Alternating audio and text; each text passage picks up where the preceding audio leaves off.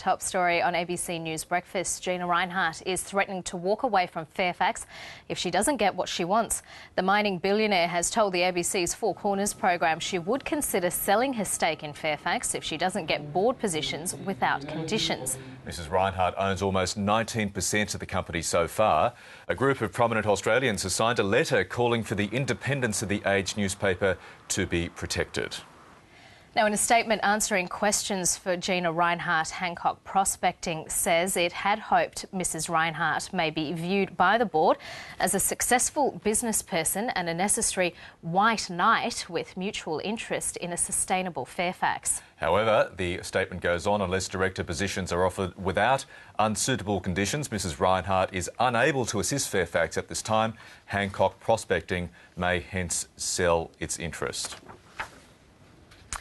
Meanwhile, there's been a group of people, prominent Australians, who have come together to write a letter that's been published in The Age this morning, Michael, calling on the independence of Fairfax to stay as it is, and an independent press, you can see the headline there, is vital to democracy. Yeah, specifically calling for the Charter of Editorial Independence to be sustained if Gina Rinehart was to take a controlling stake in the company.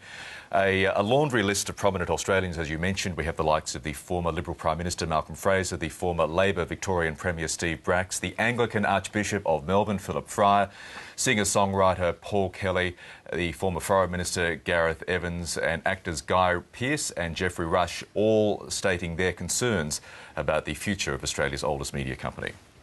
It quotes saying the Age must remain free from manipulation, it must continue to present the news honestly and without fear or favour. It must not become an organ to peddle the views of a person, a political party or an interest group. Now, that was the rallying call, the letter goes on to say, from a distinguished group of community leaders almost 25 years ago on March the 28th, 1988, when the perceived integrity of the Age was under threat. Sydney Morning Herald columnist Paul Sheehan says the sweeping changes at Fairfax were inevitable. Losing 3 senior editors in one day does seem a bit flamboyant, but it has been in the works for 6 months. We've known this change is coming. This is the day we mark the big digital shift. We've now got editors coming from the digital side of the paper. This is the end of print, the print dominance of Fairfax. 70% of our readers and the big mastheads are digital, online. The company was wedded to its past. It was wedded to its imperial vanities, a bit like Qantas as the international carrier.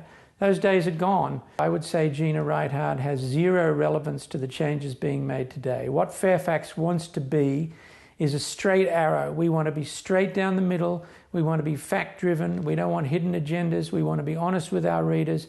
We want to be a good, straight, reliable news operation that people have faith in. And it doesn't matter who the proprietor is. That's the most important thing you can be as a news operation.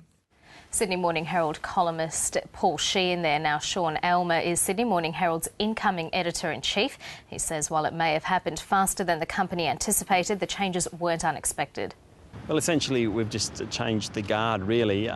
Fairfax, as you know, last week announced that we'd be changing the number of people that work in the building. We've got a big review going on about how we actually produce content and put it out, be it on an online or a phone or in the newspaper. Now, this is all part of that. We knew that we were changing the way that Fairfax produces media, and that's what all our announcements last week were all about. And in a sense, it's kind of bringing in people who, or new people to do that, and it's kind of probably not that unexpected. I think it has all occurred a little bit faster than we thought. Indeed, the whole changing, media landscape has occurred faster than we thought. In the end, we've just got to put out a great quality independent newspaper, great quality independent website. Same with the tablet and the smartphone. All that sort of stuff that happens at board level is a little bit irrelevant to us. And my job, and Darren Goods's job, and Gary Linnell, the editorial director, is to create fantastic journalism across all our properties. And Gina Rinehart and our board, they can kind of sort that sort of thing out. But I don't think today's announcements really makes much difference to the ownership issue. That, of course, was the big winner from the massive changes at Fairfax yesterday, the incoming Sydney Morning Herald editor-in-chief, Sean Aylmer.